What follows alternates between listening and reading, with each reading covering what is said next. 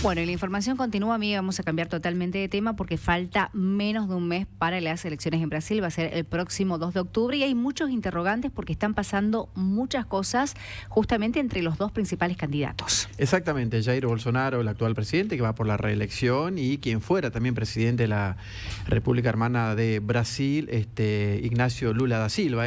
Aparentemente va a ser una elección muy polarizada en ese sentido, a pesar de que hay en total 12 candidatos a presidente para las elecciones del próximo 2 de octubre. Estamos ya en comunicación con un colega, un periodista desde Brasil, Darío Piñotti. Darío, ¿qué tal? ¿Cómo te va? Buenas noches, desde Norte Grande Federal te saludamos. ¿Cómo andás? Sí, te escucho correctamente. Buenas noches. ¿Qué tal, Darío? ¿Cómo te va? Bueno, ahora sí te escuchamos nosotros también. Bueno, contanos un poco cómo se está viviendo estos días previos a una elección que seguramente va a ser muy importante allí para el pueblo brasileño.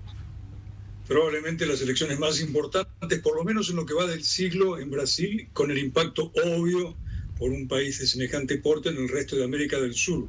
Elecciones polarizadas, como decían ustedes, entre el presidente Jair Bolsonaro, que busca su segundo mandato, y el exmandatario Luis Ignacio Lula da Silva, que sería por tercera vez presidente. Una encuesta conocida anoche de la consultora más reputada, más famosa de Brasil, Datafolha, ubicó a Lula con el 45% de las intenciones de voto frente a Bolsonaro con el 34%. Esto ocurrió 2 días después de un acto multitudinario encabezado por Bolsonaro aquí en Brasilia con motivo del bicentenario de la independencia, un acto cívico-militar en el que quedó demostrado, Miguel, que las Fuerzas Armadas, no solamente de manera protocolar, sino también de manera política, respaldan a la candidatura del presidente Bolsonaro. Darío, esta encuesta sorprendió porque si venimos analizando las encuestas anteriores, daban realmente como ganador por amplio margen a Lula da Silva. En efecto, en esta encuesta, Bolsonaro creció 2 puntos, Lula se mantuvo en su misma medición, y si comparamos con fines de julio, observaremos que Bolsonaro creció 5 puntos y Lula retrocedió 1, por lo cual hay una tendencia, por lo menos de momento, es una campaña muy cambiante y, como saben ustedes, ya lo referíamos, muy intensa.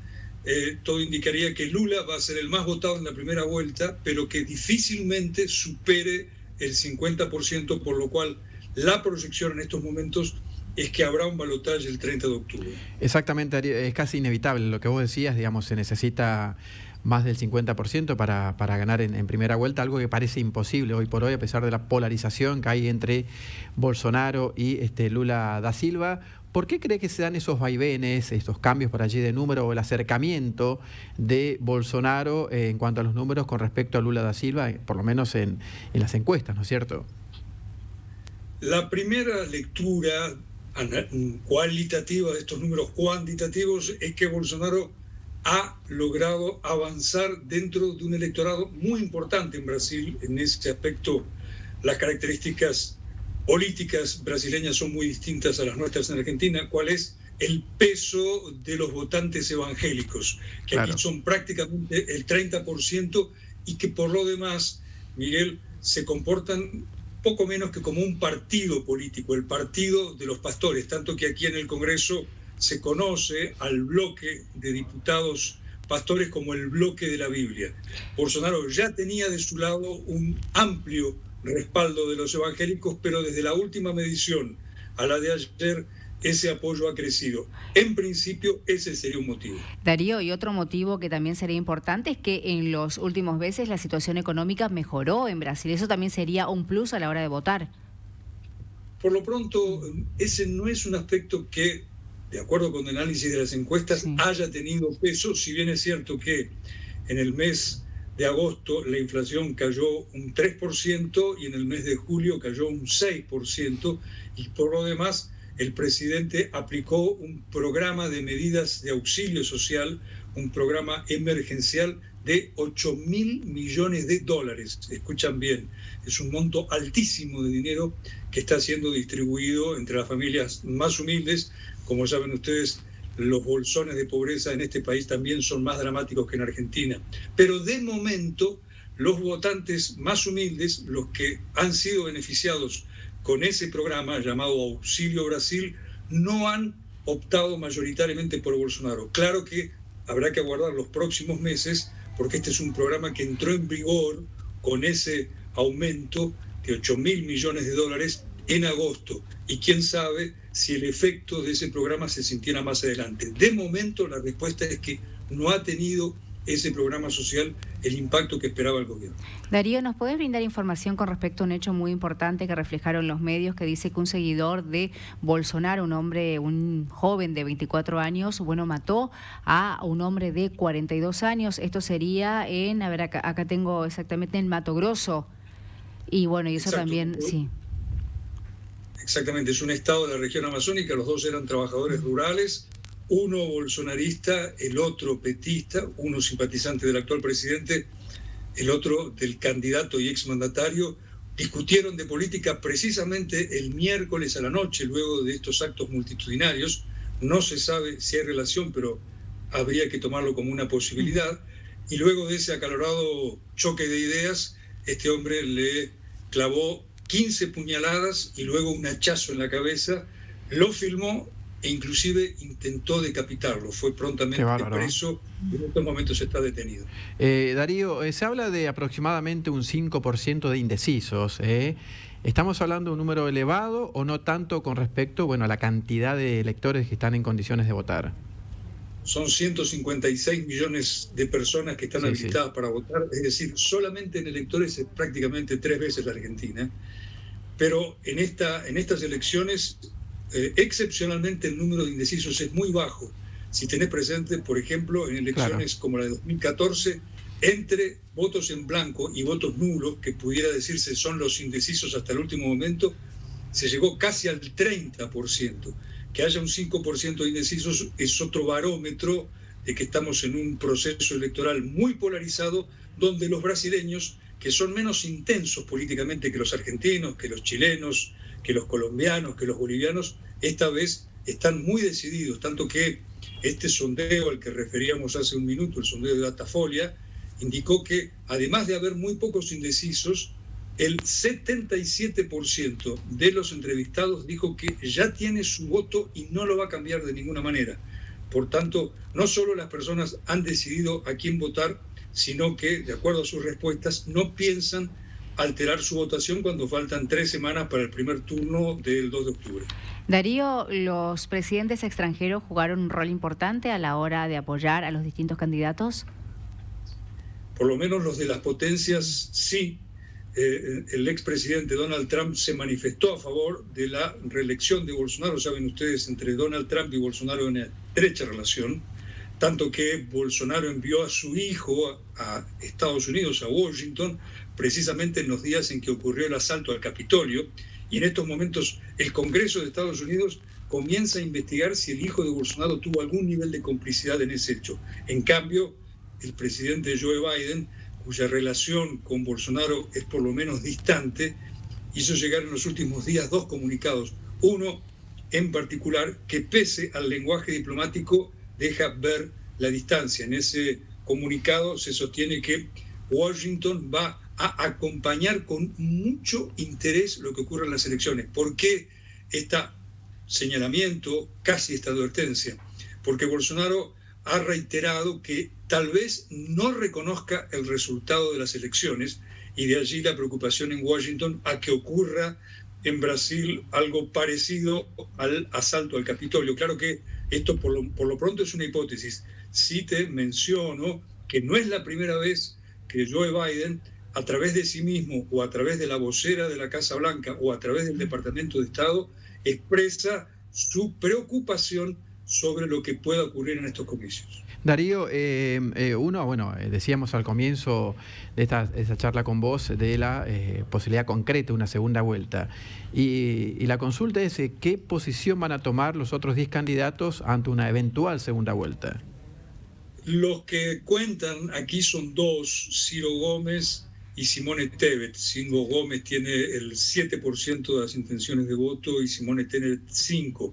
Ambos se presentan como las terceras vías entre la derecha de Bolsonaro y la izquierda de Lula. En principio, Ciro Gómez dijo que se mantendrá neutral, en un segundo turno, mientras que Simone Tebet dio a entender que podría votar a Lula. En todo caso, estas son manifestaciones que pesan, pero fundamentalmente lo que cuenta es ver hacia dónde emigrarían los electores más allá de lo que sus candidatos decidan. Y en el sondeo de ayer de Datafolia, igual que en otros conocidos a lo largo de esta semana que concluye hoy, en todos los casos se observa que la mayoría de los electores de Simone Tebet y de Ciro Gómez emigrarían hacia Lula. Por eso que en una simulación de segundo turno, así como en un primero, Lula obtendría el 45% y Bolsonaro el 34%, en el segundo Lula obtendría el 53% y Bolsonaro el 39% en un balotaje. Claro que está muy lejos, el balotaje va a ser el 30 de octubre, esto es apenas una simulación. Darío, ¿cómo se están preparando con el sistema de seguridad que van a tener? Porque, bueno, estuve leyendo mucho y decían que este es un proceso donde el clima de odio en este proceso electoral está muy marcado y donde realmente hay mucho temor en estas elecciones por si llega a pasar algo. O sea, ¿cómo se están preparando las fuerzas de seguridad? En efecto, hay temor a que ocurra algo. Como ustedes mencionaban hace un minuto, hubo un asesinato esta semana, pero ya hubo otro. En el mes de julio. Muy cerca de Argentina. ¿Perdón? En el mes de julio creo que hubo uno con características similares también. Inclusive hasta más marcadas, porque en ese caso el asesino era un policía federal, un policía penitenciario federal, que al asesinar a un dirigente del PT en Foz de Iguazú, al lado de Argentina, en la triple frontera, inclusive relativamente cerca de Chaco, el asesinado era precisamente el tesorero del Partido de los Trabajadores. De manera que no es esta la primera vez. Y dos candidatos, uno de ellos, Ciro Gómez, dijo hoy haber sido amenazado por bolsonaristas. Ustedes saben, entre el universo de las personas que respaldan a Bolsonaro, la mayoría de los militares y de los policías lo hacen, y particularmente algo que en Argentina, de lo cual en Argentina no hay tanta noticia como son los grupos paramilitares, conocidos mucho en Colombia, conocidos mucho aquí en Brasil, aquí se las llama las milicias, y todo indica que los milicianos son simpatizantes de Bolsonaro, y se sospecha que de allí vendrían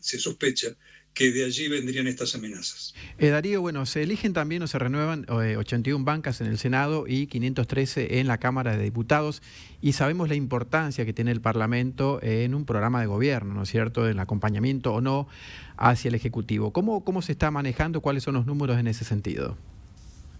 En realidad, lo que se renueva es por completo la Cámara de Diputados, que son 513, y un tercio del Senado, que son 81.